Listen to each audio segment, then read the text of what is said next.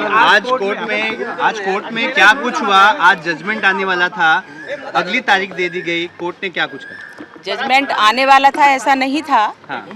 जज साहब ने जैसे तारीख देते हैं हाँ। फॉर्मली, वैसे आज भी डेट थी। ये तो किसने कहा क्या कहा मुझे पता नहीं। हाँ। लेकिन आज डिसीजन होना था, ऐसा कुछ निश्चित नहीं था। अगली डेट पे डिसीजन होगा, ये तय है। अगली क्या कोर्ट ने कहा कि ज्यादा पन्ने थे इसलिए पढ़ने में देर लगी? हाँ। और कौन सी तारीख? जज साहब ने कहा कि उसके लाख से ज़्यादा पेज हैं और इसलिए बड़ा केस है, इसमें समय लगता है। किसी के साथ अन्याय नहीं होना चाहिए और सबको न्याय मिले, इस तरह से वो केस को जो उसका नियम है वह जज साहब ने आज पूरा किया है। और अगली डेट जो दी है वो 31 जुलाई दी है। और सभी लोग को पेश करने के लिए सबको उपस्थित होना है, क्योंकि डिसीजन है, निर्णय अपना है और होना ही चाहिए। सबको उपस्थित और होंगे। भरोसा है रिजल्ट? सत्यमेव जयते, इस पर पूर्ण भरोसा है। 17 साल की ये लड़ाई है, 17 साल से लड़ाई लड़ी जा रही है। 17 साल के बाद 17 वर्ष हो गए। अपेक्षित है, तो क्या लगता है 31 जुलाई को जो मेरा जो पूर्ण विश्वास है और जो जिस व्यक्ति के ऊपर आरोप लगता है या तो वो जानता है या ईश्वर जानता है, इसलिए मेरा विश्वास है सत्यमेव जयते, सत्य की सदैव जीत होती है, धर्म की सदैव जीत होती है और होगी। आपको लेकर कैपिटल पनिशमेंट की मांग की है सरकारी पक्ष की तरफ से, मतलब वो आज भी मानते हैं कि कहीं ना कहीं जो ये हुई है उसमें आपका सक्रिय रोल है?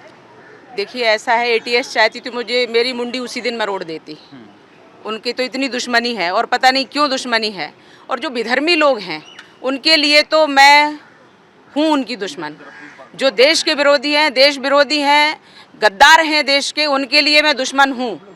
क्योंकि वो मेरे दुश्मन है तो उनके लिए भी मैं दुश्मन हूँ और हमेशा इसका विरोध करती रहूँगी। देश में देशभक्त रहना चाहिए, देश में देश के गद्दारों की कोई जगह नहीं है। इसलिए धर्म में लोग जो हैं यहाँ हर किसी को अपने मत और पंथ की पूजा पद्धति का अपना करने का अधिकार है, लेकिन किसी को भी किसी के पूजा पद्धति में खलल डालने का कोई अधिकार नहीं है। साध्वी जी, भारत पाकिस्तान का ये हुआ, पहलगाम पर में अटैक हुआ, जो है निर्विरोध हिंदुस्तानियों को मारा गया और अब पाकिस्तान पर अटैक किया गया है भारत द्वारा, खासतौर पे आतंकी ठिकानों पर। इसको कैसे देखिए और क्या कहना चाहिए? अभी तक स्वतंत्रता के पश्चात कांग्रेस का शासन रहा। हमारे इतने सैनिक अब वीर गति को प्राप्त हुए। पहले तो वीरों का शव भी नहीं दिया जाता था, उनके घर नहीं पहुंचते थे, पर अटल जी की सरकार ने वीरों को उनका सम्मान हो, जनता उनके वो अपने घर से जाते हैं और जनता इस बात को समझे कि हमारे बीच के लाल खोए हैं तो देश के लिए समर्पित हुए हैं और सम्मान उनको मिले, इसलिए अटल जी ने इस बात की पहल की और शव आजकल वीरों के घर पे जाने लगे। लेकिन कांग्रेस ने इसमें कभी भी पहल नहीं की। कांग्रेस ने सदैव हमारे सैनिकों का सम्मान, हमारे सैनिकों का सम्मान कम किया और सैनिकों का अपमान किया और कभी भी उनके शव उनके घर पर नहीं पहुंचाते थे। तो अटल जी की सरकार, भाजपा की सरकार ने इस प्रकार से एक उनको सम्मान दिलाया। लेकिन कांग्रेस के समय में जहां देखो वहां हमले होते थे, सीरियल ब्लास्ट होते थे, जहां देखो वहां पर सिर काट के ले गए हमारे सैनिकों के, तब भी उन्होंने कुछ नहीं किया। 26/11 हो गया, तब भी कांग्रेस ने कुछ नहीं किया। ये नया भारत है, ये मोदी जी का भारत है, ये हमारे गृह मंत्री अमित शाह जी का भारत है। भारत माता की जय। ये हमारी टीम, राजनाथ सिंह जी रक्षा मंत्री, ये उनका भारत है, ये हम सबका भारत है और ये नया भारत है। हमारे मोदी जी ने जिस प्रकार से जज्बा दिखाया है और हम पहले छेड़ते नहीं है और जिसने हमें छेड़ा हम उसको छोड़ते नहीं है, ये बिल्कुल पक्का है।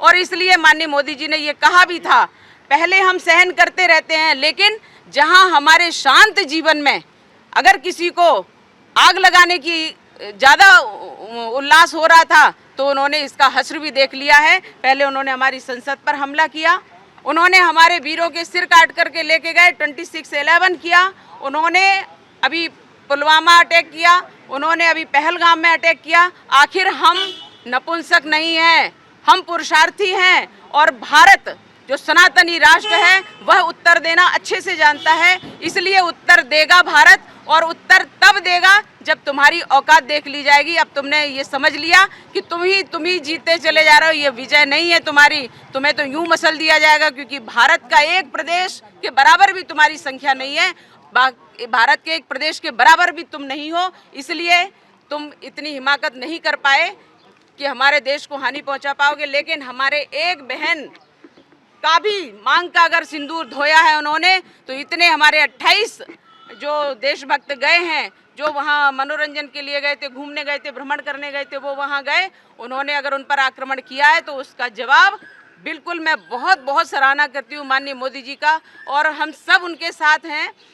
ये कि अगर किसी की मांग का सिंदूर आतंकियों ने धोया है तो आतंकियों को धोना और आतंकियों को निपटाना, पाकिस्तान को खत्म करना, ये हम सब लोगों का संकल्प होना चाहिए। नेतृत्व पर हमें पूरा भरोसा, हमारे देश के नेतृत्व पर, हम सब उनके साथ हैं, किसी पल भी उनका मनोबल कमजोर ना हो, यह हम सबकी भूमिका है और निभानी चाहिए।